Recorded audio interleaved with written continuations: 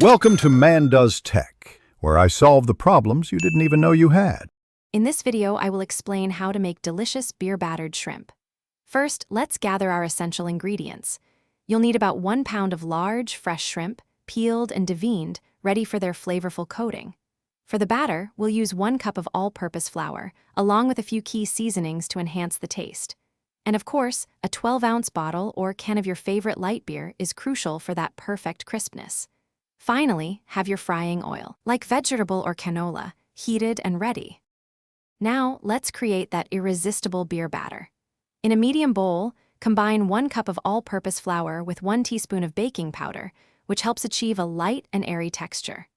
Next, add half a teaspoon of salt and a 1/4 teaspoon of freshly ground black pepper for seasoning.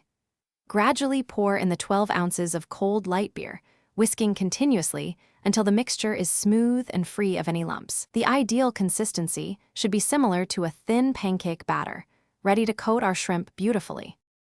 With our batter ready, it's time to prepare the shrimp for frying.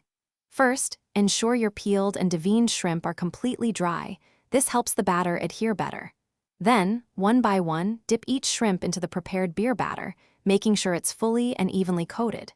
Carefully place the battered shrimp into your preheated oil, which should be at 375 degrees Fahrenheit.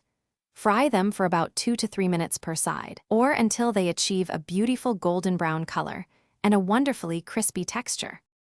Once your shrimp are perfectly golden and crispy, carefully remove them from the hot oil.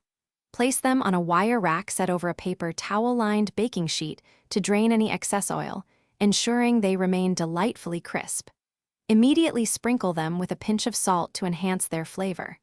Serve these delectable beer-battered shrimp hot, accompanied by fresh lemon wedges for a bright, zesty squeeze. They also pair wonderfully with classic tartar sauce or a homemade spicy aioli for dipping. Thanks for watching.